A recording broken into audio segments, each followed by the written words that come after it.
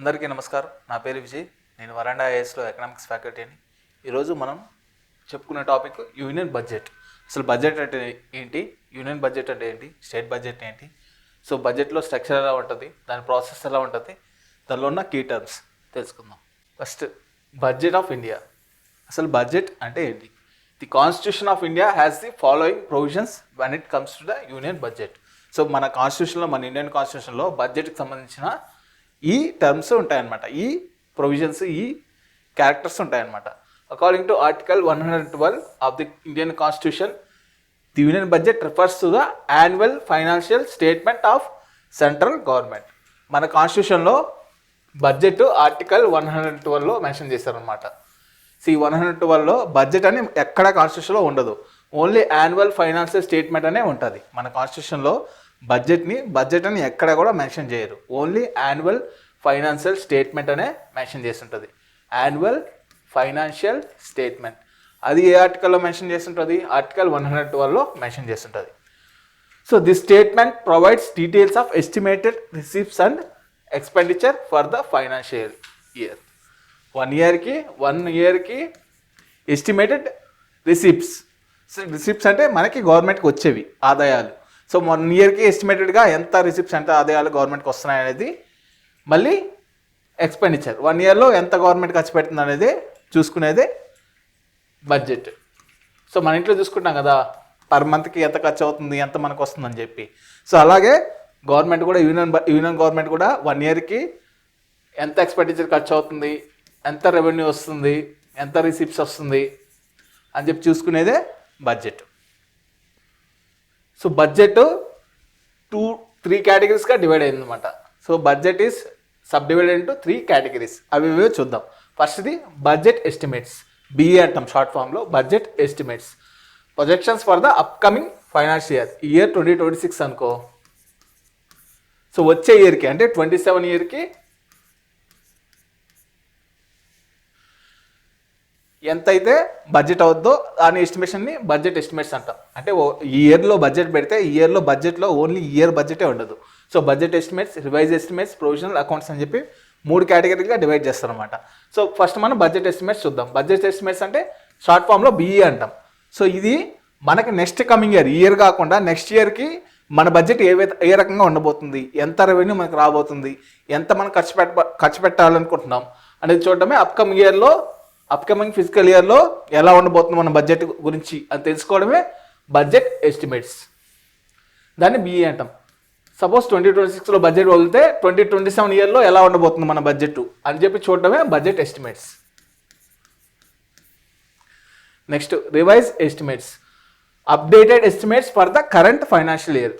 అంటే ఏ ఇయర్ అయితే ఉందో 2026 ఇయర్ ఉంది కదా, ఇయర్లో అప్డేట్ అయిన బడ్జెట్ ఎస్టిమేట్స్ అనమాట. అంటే ఇయర్ Q1 ఉంటుంది, Q2 ఉంటుంది, Q3 ఉంటుంది, Q4 ఉంటుంది. ఒక ఇయర్ని 4 క్వార్టర్స్గా డివైడ్ చేస్తారనమాట. ఆ క్వార్టర్లో లేటెస్ట్ డేటా తీసుకొని మనం బడ్జెట్ని అప్డేట్ చేస్తే దాన్ని రివైజ్ ఎస్టిమేట్స్ అంటాం. దాన్ని ఆర్ఈ. అది ఏ ఇయర్కి? కరెంట్ ఫైనాన్షియల్ ఇయర్, అంటే ఇప్పుడు జరిగే కరెంట్ ఇయర్కి. నెక్స్ట్ ప్రొవిజనల్ యాక్చువల్స్, పిఏ అంటాం షార్ట్ ఫామ్లో. Provisional actual receipts and expenditures of the previous year. So మన ప్రీవియస్ ఇయర్లో ఏదైతే యాక్చువల్గా రిసిప్ట్స్ ఎంత ఖర్చు అయింది, ఎంత ఎక్స్పెండిచర్ చేసాము, ఎంత రెవెన్యూ వచ్చిందని తెలుసుకోవడమే ప్రొవిజనల్ ఎస్టిమేట్స్. అంటే ఇది 2025 ఇయర్లో, ఇప్పుడు ప్రస్తుతం 2026 అనుకో, 2025 ఇయర్లో యాక్చువల్గా అంటే గ్రౌండ్ రియాలిటీలో ఎంత ఖర్చు అయింది, ఎంత ఎక్స్పెండిచర్ అయింది, ఎంత రిసిప్ట్ అయింది తెలుసుకోవడమే ప్రొవిజనల్ యాక్చువల్స్. ఓకే, 3 కేటగిరీస్ ఉంటాయి. బడ్జెట్ ఎస్టిమేట్స్ అంటే నెక్స్ట్ వచ్చే ఇయర్కి ఎలా ఉంటుందని చెప్పి చూసుకోవడం. రివైజ్ ఎస్టిమేట్స్ అంటే ఇయర్లో బడ్జెట్ ఎలా ఉందో చూసుకోవడం. ప్రొవిజనల్ ఎస్టిమేట్స్ అంటే లాస్ట్ ఇయర్ ఎలా జరిగిందని చూసుకోవడం. సో ఇది వచ్చి నెక్స్ట్ ఇయర్కి బడ్జెట్ ఎస్టిమేట్స్, నెక్స్ట్ ఇయర్కి రివైజ్ ఎస్టిమేట్స్ ఈ ఇయర్కి, కరెంట్ ఇయర్కి, ప్రొవిజనల్ ఎస్టిమేట్స్ లాస్ట్ ఇయర్కి. సో ఇప్పుడు మనం కరెంట్ ఇయర్ 2026 తీసుకుంటే ఆర్ఈ వచ్చేసి 2026 క్యాలిక్యులేట్ చేస్తాం, ఎందుకంటే కరెంట్ ఇయర్ కాబట్టి.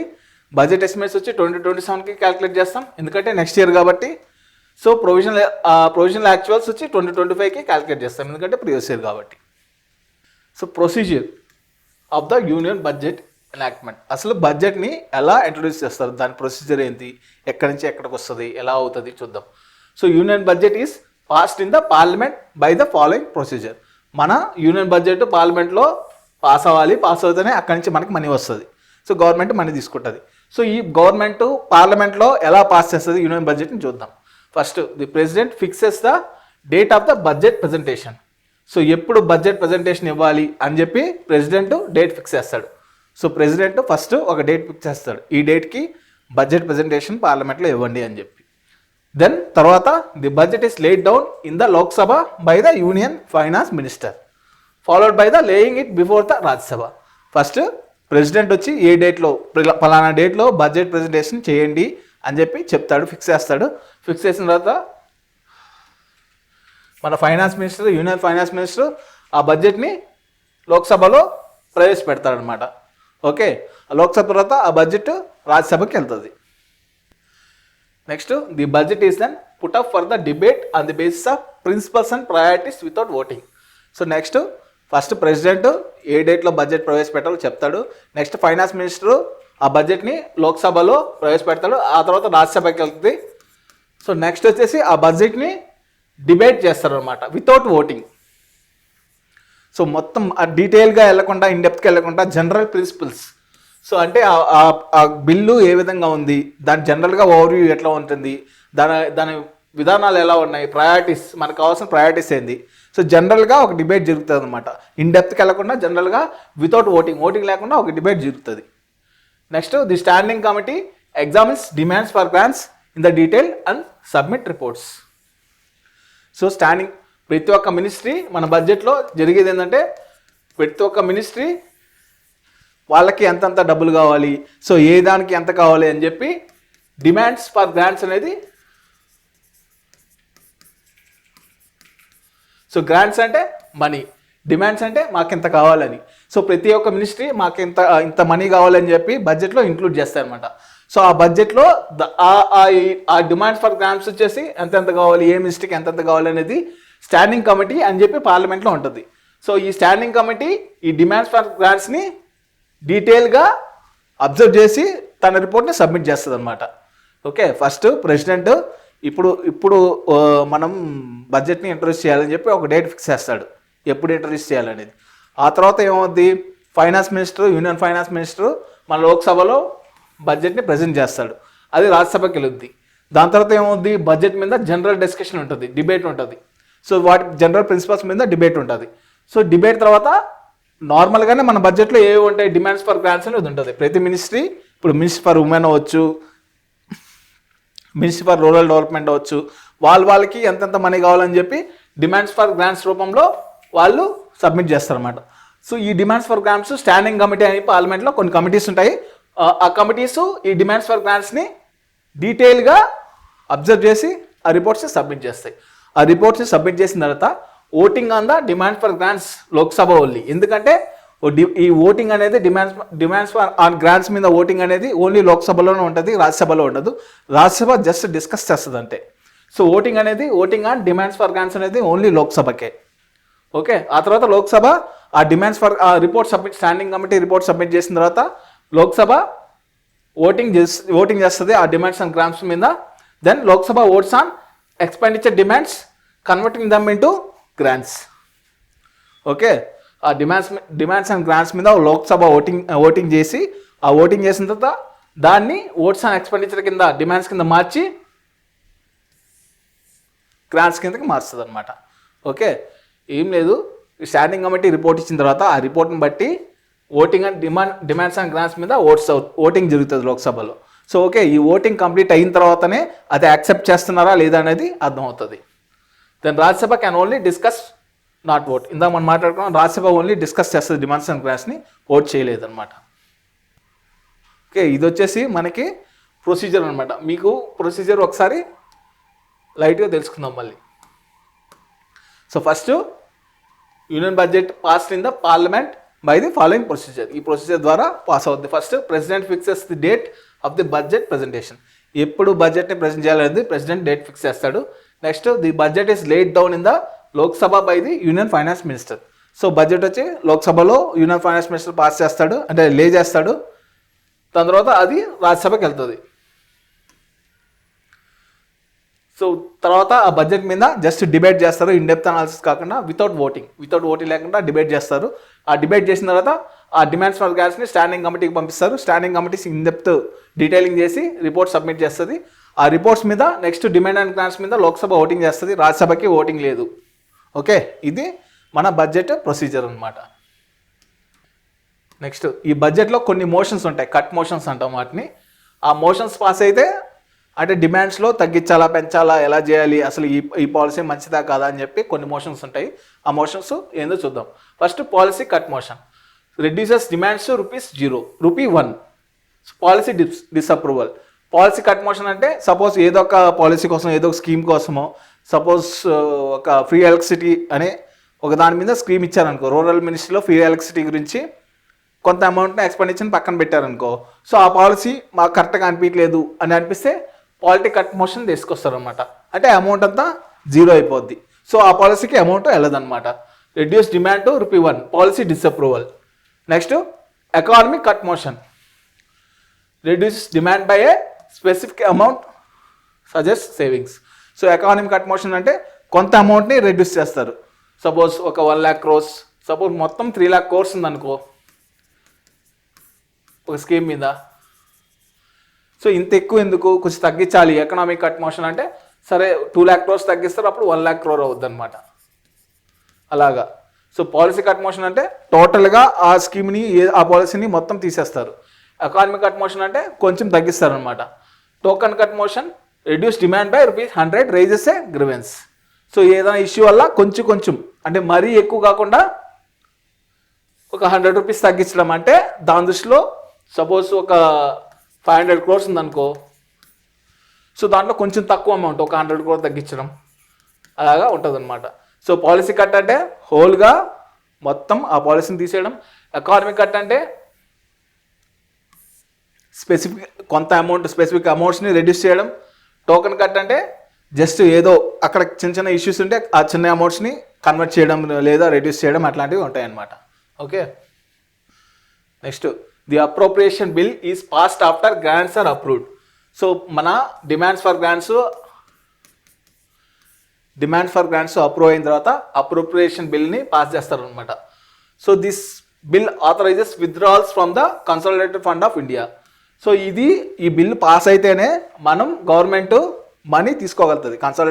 మనం మొత్తం government money consolidated fund of ఇండియాలో ఉంటుంది. కన్సాలిడేటెడ్ ఫండ్ ఆఫ్ ఇండియాలో మన గవర్నమెంట్ మనీ ఉంటుంది. మనం డిమాండ్ ఫర్ గ్రాంట్స్ అనేది మినిస్ట్రీస్ తీసుకొస్తాయి. వీటి మీద డిబేట్ చేసి ఓకే అంటే అప్పుడు అప్రాప్రియేషన్ బిల్ని పాస్ చేస్తాం అనమాట. ఈ అప్రాప్రియేషన్ బిల్లు పాస్ అయిన తర్వాతే మనం కన్సాలిడేటెడ్ ఫండ్ ఆఫ్ ఇండియాలోంచి మనీ తీయగలుగుతాం. ఓకే, సో మనం మనీ తీసుకొని వేరే వాటి మీద ఖర్చు పెట్టాలంటే, ఎక్స్పెండిచర్ చేయాలంటే ఖచ్చితంగా మనం అప్రాప్రియేషన్ బిల్ని పాస్ చేయాలన్నమాట. So without appropriation bill passage you can, అంటే మనం కన్సాలిడేటెడ్ ఫండ్ ఆఫ్ ఇండియా నుంచి మనీ తీసుకోలేం. సో ఈ బిల్ పాస్ అయితేనే మనం కన్సాలిడేటెడ్ ఫండ్లోంచి మనీ తీసుకోగలుగుతాం అనమాట. సో కంపల్సరీగా ఈ బిల్ని పాస్ చేయాలి. The finance bill legalises tax proposals and revenue measures. So మనం ఎక్స్పెండిచర్ పరంగా అప్రోప్రియేషన్ బిల్ని పాస్ చేయాలి లీగాలిటీ కోసం. అలాగే రెవెన్యూ పరంగా ఫైనాన్స్ బిల్ని పాస్ చేయాలన్నమాట. Okay, so for all tax proposals వేటి మీద ట్యాక్స్ చేయాలి. సో ఓకే, రెవెన్యూ మెజర్స్ ఇవటన్నిటి కోసం ఫైనాన్స్ బిల్ని పాస్ చేయాలన్నమాట. సో ఎక్స్పెండిచర్ కోసం అప్రాప్రియేషన్ బిల్ పాస్ చేయాలి, రెవెన్యూ మ్యాటర్స్ కోసం ఫైనాన్స్ బిల్ని పాస్ చేయాలి. Finally with the presidential assent to appropriation and finance acts the budget is finally enforceable. Okay, appropriation bill pass చేసిన తర్వాత, ఫైనాన్స్ బిల్ పాస్ చేసిన తర్వాత president ఈ రెండింటికి అసెంట్ ఇస్తాడు అనమాట. ఓకే చెప్తాడు. ఓకే చెప్పిన అసెంట్ ఇచ్చిన తర్వాత ఈ రెండింటి బిల్స్కి బడ్జెట్ ఫైనల్గా ఓపెన్ అయిపోయింది. గవర్నమెంట్ బడ్జెట్లో కాంపోనెంట్స్ ఏవి ఉంటాయో చూద్దాం. The government budget is subdivided into 2 main components. 2 కాంపోనెంట్స్గా సబ్డివైడ్ అయినది. ఫస్ట్ వచ్చి revenue budget, next capital budget. Revenue అంటే మనకి గవర్నమెంట్కి వచ్చే money. Okay, the revenue budget details the government's revenue receipts and revenue expenditure. So రెవెన్యూకి సంబంధించిన రిసిప్ట్స్, ఎక్స్పెండిచరు చూడడమే రెవెన్యూ బడ్జెట్. రెవెన్యూ బడ్జెట్లో గవర్నమెంట్కి రెవెన్యూ ఎలా వస్తుంది, ఎక్కడి నుంచి వస్తుంది, ఆ రెవెన్యూని ఎలా ఖర్చు పెడుతుంది అని చూసేదే revenue budget. So revenue budget details the government's revenue receipts, revenue expenditure. రెవెన్యూకి సంబంధించిన రిసిప్ట్స్ అంటే గవర్నమెంట్కి వచ్చే మనీ, అండ్ ఎక్స్పెండిచర్ గవర్నమెంట్ ఎక్కడ ఖర్చు పెడుతుంది. ఓకే, ఫస్ట్ రెవెన్యూ రిసిప్ట్స్ చూద్దాం. Income received by the government that is not repayable. So ఏదైతే ఇన్కమ్స్ గవర్నమెంట్కి వస్తాయో మళ్ళీ రీపే చేయాల్సిన అవసరం లేదో అవి వాటిని రెవెన్యూ రిసిప్ట్స్ అంటాం. సపోజ్ ఎవరైనా గవర్నమెంట్కి గ్రాంట్స్ ఇచ్చినా కానీ, ఓకే, లేదా ఏదైనా ఇన్కమ్ వచ్చినా కానీ అది మళ్ళీ తిరిగి గవర్నమెంట్ కట్టాల్సిన అవసరం లేనప్పుడు దాన్ని రెవెన్యూ రిసిప్ట్స్ అంటాం. సో దాంట్లో components tax revenue includes. Tax revenue ఉంటుంది. ట్యాక్స్ మళ్ళీ గవర్నమెంట్, మనం ట్యాక్స్ కడతాం, మళ్ళీ గవర్నమెంట్ అవి రిటర్న్ మనకి జనాలకి ఇవ్వాల్సిన అవసరం లేదు. సో దాంట్లో డైరెక్ట్ ట్యాక్స్ ఉంది, ఇండైరెక్ట్ ట్యాక్స్ ఉంది. ఓకే, ట్యాక్సెస్లో ట్యాక్స్ రెవెన్యూ కూడా రెవెన్యూ రిసిప్ట్స్ కిందకి వస్తుంది. దాంట్లో 2 టైప్స్ ట్యాక్స్ ఉన్నాయి, direct tax, indirect tax. Direct ట్యాక్స్లో ఏమైనా income tax, corporation tax. Income tax personal ఇన్కమ్కి కడతాం, కార్పొరేషన్ ట్యాక్స్ కంపెనీస్ కడతాయి. Next indirect taxes. ఇండైరెక్ట్ ట్యాక్సెస్లో ఏమున్నాయి, customs duties, excise duties, GST. Customs అనేది ఇంపోర్ట్ ఎక్స్పోర్ట్లో కడతాం. వేరే కంట్రీస్ నుంచి మనం ఇంపోర్ట్ చేసుకున్నా ఎక్స్పోర్ట్ చేసుకున్నా కస్టమ్ డ్యూటీస్ కడతాం. ఎక్సైజ్ అనేది మనం ప్రతిదీ మన కంట్రీలో సేల్ చేయాలన్నా బై చేయాలన్నా ఎక్సైజ్ డ్యూటీ కడతాం. ఏ ప్రోడక్ట్ అయినా మ్యానుఫ్యాక్చరింగ్ చేస్తే దానికి ఎక్సైజ్ డ్యూటీ కట్టాల్సి వస్తుంది అనమాట. అలాగే GST, goods and service tax, indirect tax. Next non tax revenue. ఇందాక ట్యాక్స్ రెవెన్యూ, ఇప్పుడు non tax revenue. Interest receipts on loans. Government loans ఇస్తుంది కదా, ఆ లోన్స్కి ఇంట్రెస్ట్ వస్తాయి కదా, ఆ ఇంట్రెస్ట్ కూడా నాన్ ట్యాక్స్ రెవెన్యూ కిందకు వస్తుంది. Next dividends and profits from government investments. So government invest చేస్తూ ఉంటుంది, కంపెనీస్ ఉంటాయి, ఆ కంపెనీస్ నుంచి డివిడెండ్స్, ప్రాఫిట్స్, అది కూడా నాన్ ట్యాక్స్ రెవెన్యూ కిందకు వస్తుంది. Next fees and services charges. Government చాలా రకాల సర్వీసెస్ చేస్తూ ఉంటుంది, వాటన్నిటికి ఫీజ్ తీసుకుంటూ ఉంటుంది, ఫీజ్, సర్వీస్ ఛార్జెస్, అవన్నీ నాన్ ట్యాక్స్ రెవెన్యూ కిందకు వస్తాయి. Next grants from the foreign countries or institutions. Grants, loans అంటే మనం తిరిగి కట్టాలి, గ్రాంట్స్ అంటే కట్టాల్సిన అవసరం లేదు. సో గ్రాంట్స్ ఫారెన్ కంట్రీస్ నుంచి వచ్చే గ్రాంట్స్, ఫారెన్ ఇన్స్టిట్యూషన్స్ నుంచి వచ్చే గ్రాంట్స్ నాన్ ట్యాక్స్ రెవెన్యూ కిందకు వస్తుంది. Next revenue expenditure. ఇందాక రెవెన్యూ రిసిప్ట్స్ చూసాం, అంటే ఇన్కమ్, గవర్నమెంట్కి వచ్చే ఇన్కమ్, ఎక్కడికి నుంచి గవర్నమెంట్కి ఇన్కమ్ వస్తుందో చూసాం ఇందాక. ఇప్పుడు రెవెన్యూ ఎక్స్పెండిచర్, గవర్నమెంట్ ఎలా ఖర్చు పెడుతుంది అనేది చూద్దాం. Revenue expenditure neither creates assets నార్ జనరేట్స్ ఫ్యూచర్ రిటర్న్స్. సో ఇది అసెట్స్ని క్రియేట్ చేయదు, సో మనకు వచ్చే ఫ్యూచర్ రిటర్న్స్ కూడా రాదు. ఇక్కడ నుంచి మనం ఇక్కడ దేంట్లో అయితే ఖర్చు పెడుతున్నామో అక్కడ నుంచి మనకి ఫ్యూచర్ రిటర్న్స్ అనేది రావు అనమాట. సో ఎగ్జాంపుల్ శాలరీస్, గవర్నమెంట్ ఎంప్లాయీస్కి salaries, pensions, subsidies, interest payments, so grants to states. So ఇక్కడ మనకు తెలుసు శాలరీస్ అంటే తెలుసు, ఎంప్లాయీకి శాలరీస్ ఇవ్వాలి, ఎంప్లాయీకి పెన్షన్స్ ఇవ్వాలి, మనకు subsidies, free current, free electricity, ఇవి subsidies, free water. Next interest payments, government loan తీసుకుంటే మళ్ళీ దానికి ఇంట్రెస్ట్ పేమెంట్ కట్టాలి. Grants to states, central government state గవర్నమెంట్కి గ్రాంట్స్ ఇస్తుంటుంది. గ్రాంట్స్ అంటే ఏంది, మళ్ళీ రిటర్న్ ఇవ్వదన్నమాట states. And daily functioning of government departments. Government department నడవాలంటే చాలా ఖర్చు ఉంటుంది, ఆ ఖర్చు కూడా మొత్తం ఇవంతా రెవెన్యూ ఎక్స్పెండిచర్ కిందకి వస్తుంది అనమాట. Next capital budget. Okay, capital అంటే ఏంది, అసెట్స్ ఫామ్ చేయడానికి యూజ్ చేసే మనీని క్యాపిటల్ అంటాం. Capital budget reflects the assets and liabilities of the government and funds required for long term development. So government యొక్క అసెట్స్, లయబిలిటీస్. అసెట్స్ అంటే అక్కడి నుంచి మనకు వచ్చే ఇన్కమ్, లయబిలిటీస్ అంటే మనం కట్టాల్సింది. అసెట్స్ అంటే మనకు వచ్చేవి, లయబిలిటీస్ అంటే మనం ఖచ్చితంగా కట్టాల్సినవి. And funds required for long term development. So మన లాంగ్ టర్మ్ డెవలప్మెంట్ గురించి చేయాల్సిన ఫండ్స్, అసెట్స్, మన లయబిలిటీస్ మీద చేసే ఇన్వెస్ట్మెంట్, ఇదంతా క్యాపిటల్ బడ్జెట్లోకి వస్తుంది అన్నమాట. ఫస్ట్ క్యాపిటల్ రిసిప్ట్స్ చూద్దాం. రిసిప్ట్స్ అంటే గవర్నమెంట్కి వచ్చేది. Okay, funds that either create liabilities or reduce assets. So లయబిలిటీస్ని తగ్గించేది అంటే గవర్నమెంట్ కట్టాల్సిన వాటిని తగ్గించేది, ఆర్ గవర్నమెంట్కి వచ్చే ఇన్కమ్ని ఇంక్రీజ్ చేసేది. సో అసెట్స్ అంటే ఇప్పుడు రోడ్ వేస్తాం, సో అది గవర్నమెంట్ అసెట్ కిందకి వస్తుంది అనమాట, ఎందుకంటే మనం టోల్ కడతాం, ఆ టోల్ ఇన్కమ్ గవర్నమెంట్కి వస్తుంది. లేదా ఇండైరెక్ట్ వేలో మన ట్రాన్స్పోర్టేషన్కి, లాజిస్టిక్స్కి ఇంప్రూవ్ అవుతుంది, అప్పుడు మన ఎకానమీ పెరుగుతుంది. సో ఇదేమవుతుంది, అసెట్ని క్రియేట్ చేస్తుంది, దీన్ని అసెట్ అంటాం. సో లయబిలిటీ అంటే మనం ఎడ్యుకేట్ చేయాలి, ఫ్రీ ఎడ్యుకేషన్ ప్రొవైడ్ చేస్తున్నాము, దానికి మనీ అవుతుంది కదా, అయినా కూడా మనకి ఆ ఎడ్యుకేషన్ వల్ల బెనిఫిట్, కంట్రీకి బెనిఫిట్ ఉంటుంది. సో అట్లాంటివి లయబిలిటీస్ అంటాం. ఓకే, సో డెబ్ట్ క్రియేటింగ్, నాన్ డెబ్ట్ క్రియేటింగ్ రెండు ఉంటాయి. డెబ్ట్ క్రియేటింగ్ అంటే సో వడ్డీ, డెబ్ట్ అంటే ఇది తెలుసు కదా, అప్పు తీసుకోవడం. అప్పు తీసుకుంటే ఏమవుద్ది, మనం మళ్ళీ తిరిగి కట్టాల్సి వస్తుంది. నాన్ డెబ్ట్ క్రియేటింగ్ అంటే మళ్ళీ తిరిగి కట్టే అవకాశం ఉండదు. Fresh loans and borrowings. Okay, ఫ్రెష్గా లోన్స్ తీసుకోవడం, అప్పులు తీసుకోవడం, ఇది డెబ్ట్ క్రియేటింగ్ ఎందుకు వస్తుంది, ఇది క్యాపిటల్ రిసిప్ట్స్లో. నాన్ డెబ్ట్ creating recover of loans, disinvestment proceedings. So already government loans ఇచ్చి ఉంటుంది, ఆ లోన్స్ని రికవరీ చేసుకోవడం. సో డిస్ఇన్వెస్ట్మెంట్స్ అంటే సో గవర్నమెంట్ కంపెనీలో అసెట్స్ని అమ్మేయడం. ఓకే, వెదర్ కంపెనీ యొక్క షేర్స్ కానీ లేదా కంపెనీ యొక్క ల్యాండ్ కానీ ఏదైనా అమ్మేయడాన్ని డిస్ఇన్వెస్ట్మెంట్స్ అంటాం.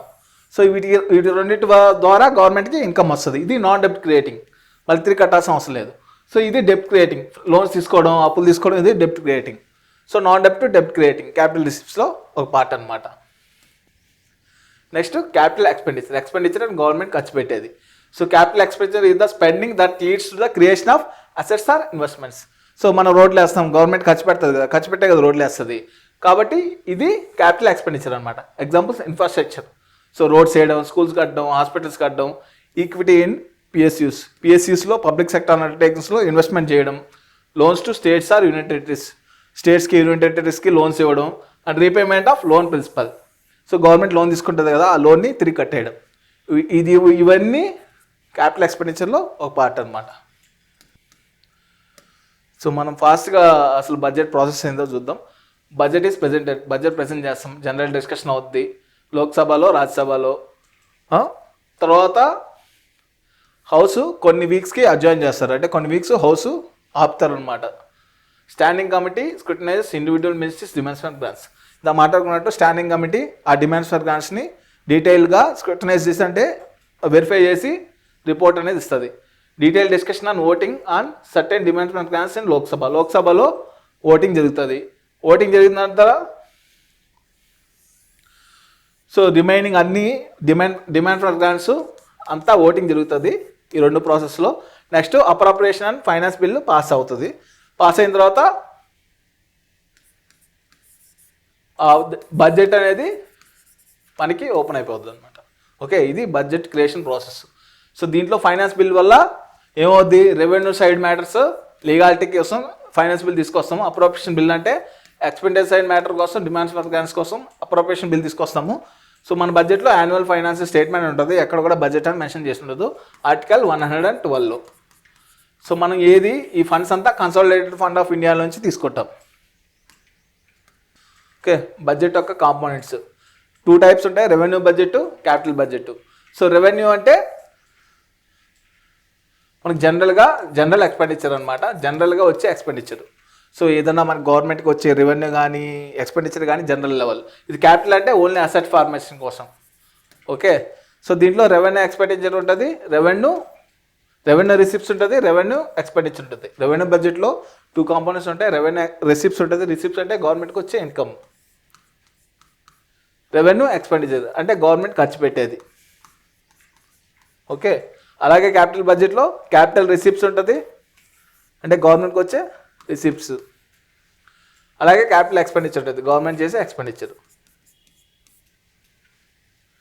ఓకే, ఈరోజు మనం అసలు బడ్జెట్ అంటే ఏంది, బడ్జెట్ ప్రాసెస్ ఎలా ఉంటుంది, బడ్జెట్లో ఏమేమి కాంపోనెంట్స్ ఉంటాయి, క్యాపిటల్ రిసిప్ట్స్ అంటే ఏంది, క్యాపిటల్ ఎక్స్పెండిచర్ అంటే ఏంది, రెవెన్యూ బడ్జెట్ అంటే ఏంది, క్యాపిటల్ బడ్జెట్ అంటే ఏంది, ఇవన్నీ క్లారిటీగా చూసుకున్నాం. సో ఈ వీడియో ద్వారా మీకు బడ్జెట్ గురించి ఎటువంటి ఇష్యూస్ ఉండవని నేను అనుకుంటున్నాను. సో మీకు ఏదైనా ఇష్యూ ఉంటే కింద కామెంట్ చేయండి, మేము తప్పకుండా రెస్పాండ్ అవుతాం. ఈ వీడియో చూసినందుకు ఈ వీడియో మీ అందరికీ నచ్చిందని అనుకుంటున్నాను.